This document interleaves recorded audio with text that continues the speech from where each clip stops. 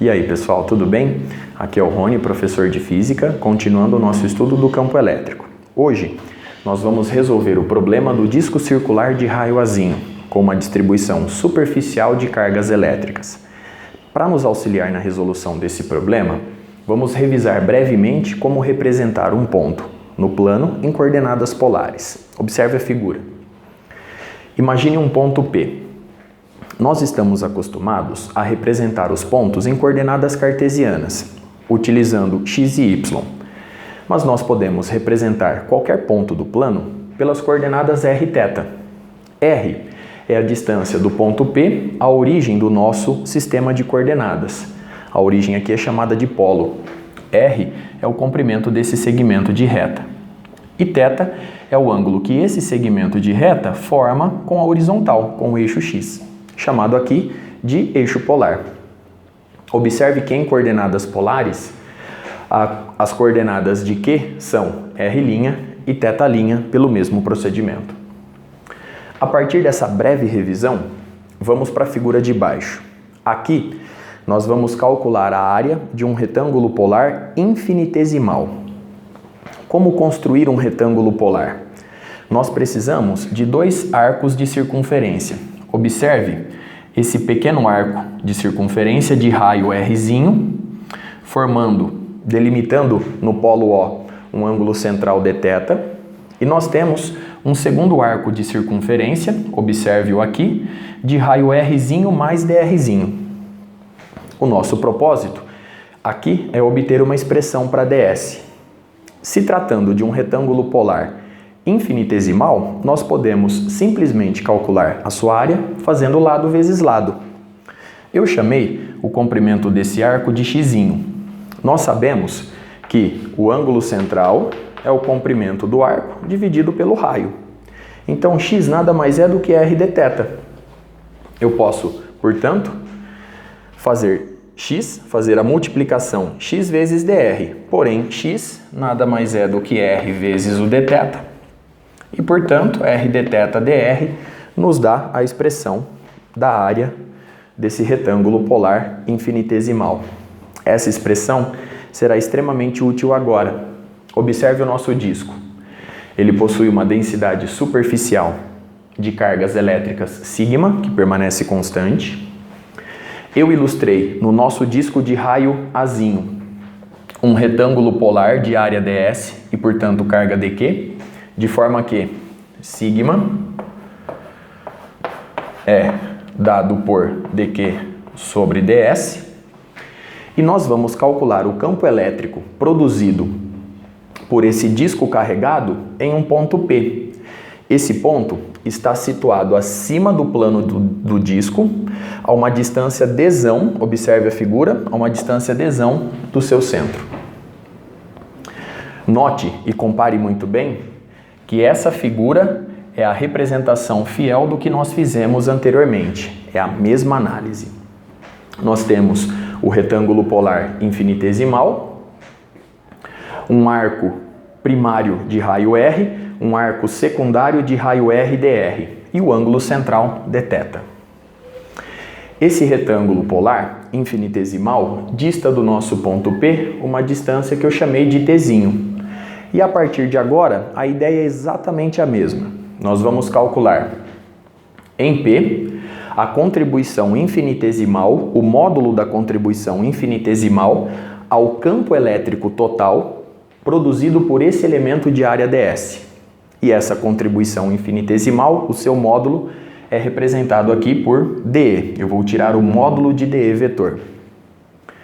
Note que, assumindo que a carga do disco é positiva, o vetor campo elétrico produzido por esse elemento estará nessa direção e sentido. Observe a representação vetorial e o vetor dE em questão. Vamos calcular o módulo de dE e utilizar após isso elementos de simetria que vão nos auxiliar na obtenção da resposta. O dE, ele é dado pela expressão já conhecida por nós. O seu módulo é 1 sobre 4πε0, que multiplica o valor da carga dq daquele elemento dividido pela distância ao quadrado. Porém, eu vou substituir nessa expressão o dq por sigma vezes ds. E observando a figura acima, nós podemos enxergar a presença de um triângulo retângulo. Observe esse triângulo nessa região. Lembre-se que o disco está posicionado dessa forma e o ponto P está a uma distância dzão do seu centro. Portanto, o triângulo retângulo possui um cateto Rzinho, fazendo um pequeno resumo aqui, um cateto Rzinho, outro cateto dzão e uma hipotenusa Tzinho.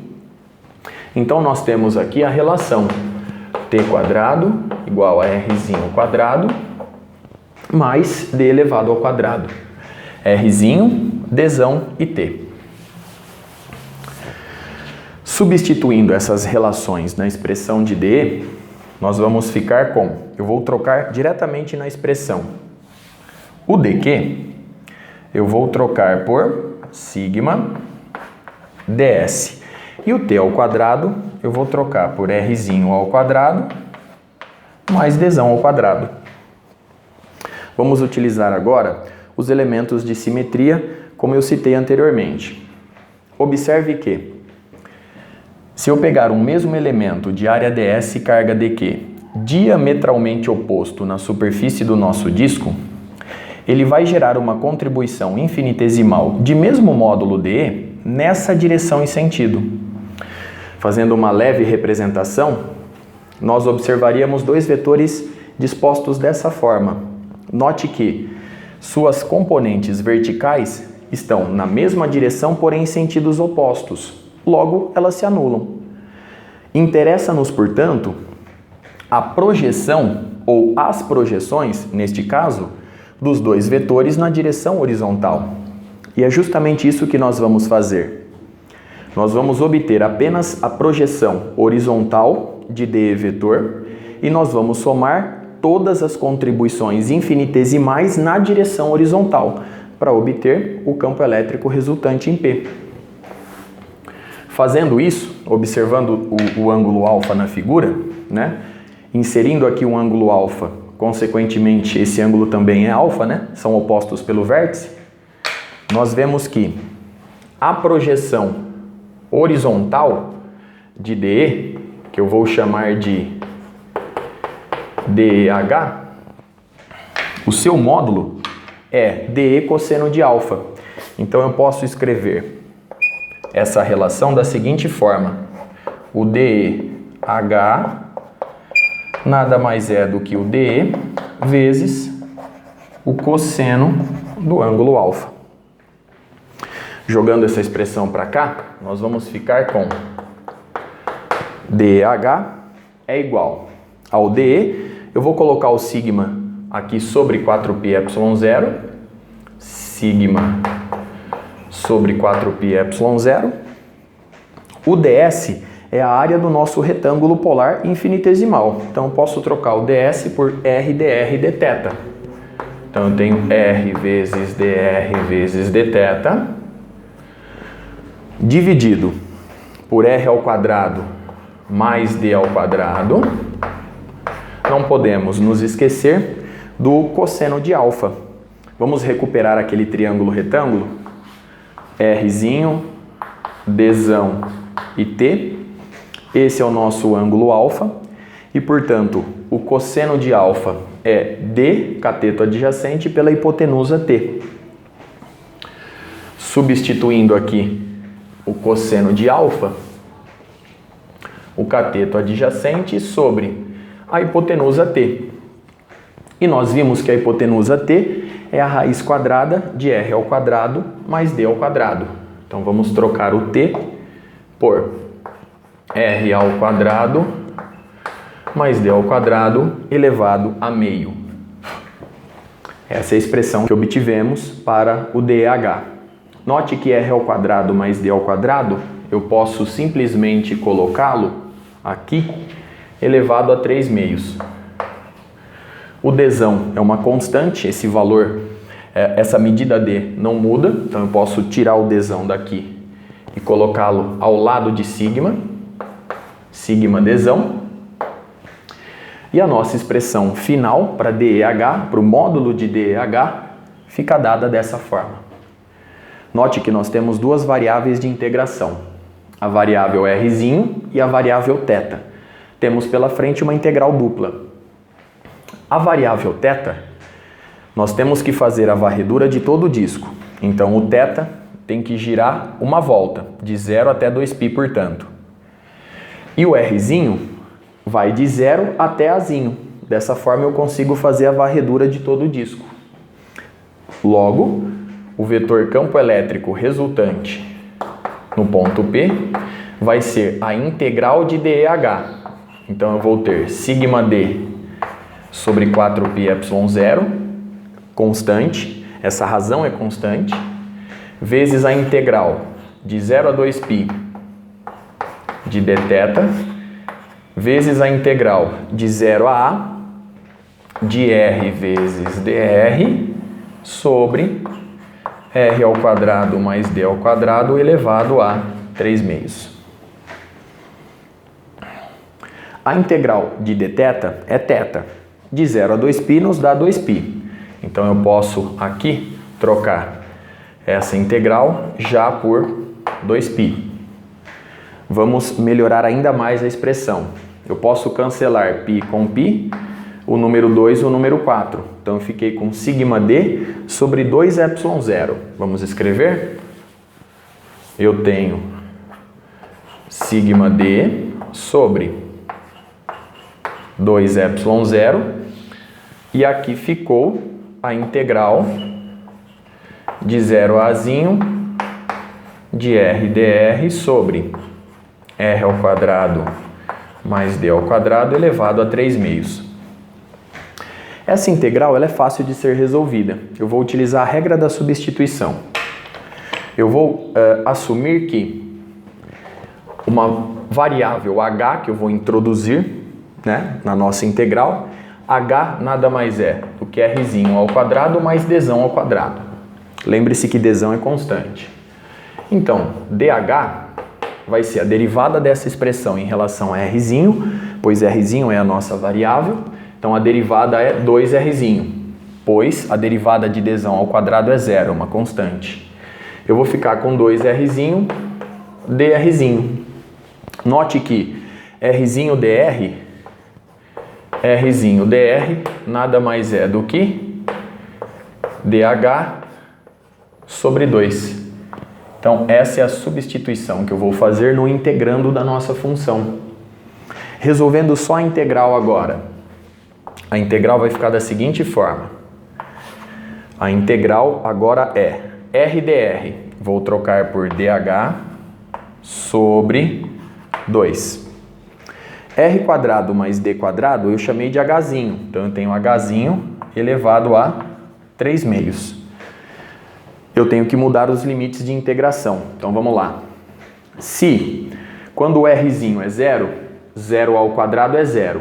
O H vira dzão quadrado. Dzão quadrado. Quando o Rzinho é o Azinho, fica Azinho quadrado mais dzão quadrado para H. Então, eu tenho Azinho ao quadrado mais dzão ao quadrado. Essa é a nossa integral. Ela vai ficar assim, ó. Eu vou colocar o meio em evidência.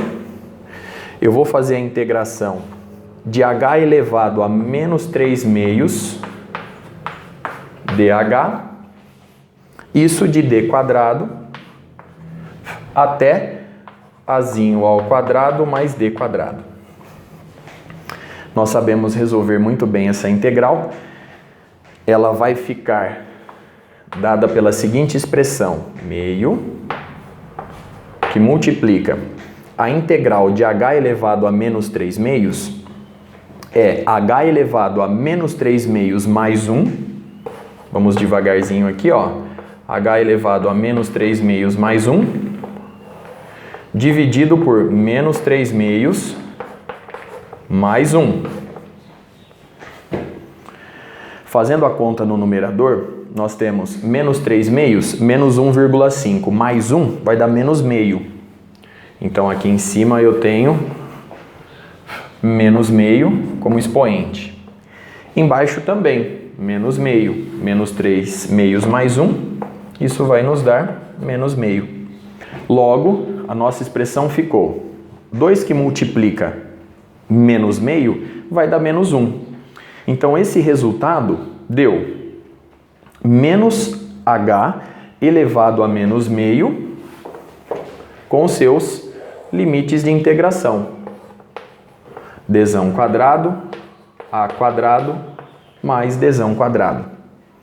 Vamos continuar aqui embaixo. Então, essa nossa integral, colocando aqui um sinalzinho de igual, ela ficou menos 2 vezes menos meio dá menos 1, então menos 1, vezes h elevado a menos meio. H elevado a menos meio é 1 sobre h elevado a meio, ou seja, 1 sobre a raiz de h. E isso de dzão quadrado a quadrado mais dzão ao quadrado. Utilizando o teorema fundamental do cálculo, nós vamos ficar com a seguinte expressão: menos 1 sobre a raiz quadrada de azão quadrado mais dzão quadrado, menos, com esse menos novamente, mais, regrinha de sinal, 1 sobre a raiz quadrada de dzão elevado ao quadrado. Voltando agora na expressão original, eu vou apagar esse trecho da resolução e substituir apenas o resultado final ali. Retomando então a nossa expressão, ela ficou EP, vetor campo elétrico resultante em P é igual sigma D sobre 2ε0, que multiplica esse termo, 1 sobre a raiz quadrada de d quadrado é 1 sobre d. A raiz quadrada de d quadrado é d. Então eu vou colocar esse termo primeiro,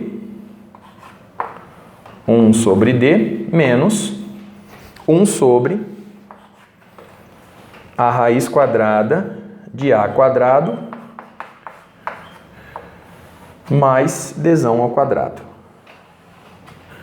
Essa é a expressão que a gente obtém para o campo elétrico resultante produzido no ponto P, devido à distribuição superficial de cargas elétricas no disco de raio azinho. Se eu quiser jogar o dzão multiplicando, eu vou ficar com a seguinte expressão: o E no ponto P é sigma sobre 2ε0, que multiplica o dzão vezes 1 sobre dzão vai dar 1, menos dzão sobre a raiz quadrada de a quadrado mais d quadrado. Dessa forma, nós obtemos a expressão para o campo elétrico resultante produzido no ponto P devido a essa distribuição superficial de cargas elétricas. Repare como foi importante nesse exemplo, nesse problema, o conhecimento das coordenadas polares e de como representar, de como construir um retângulo polar e, a partir do retângulo polar, como obter uma expressão para sua área. Isso nos auxiliou e muito na resolução desse problema. No próximo vídeo, eu vou partir dessa expressão para tratar com vocês de alguns casos particulares de extrema importância. Espero vocês no próximo vídeo.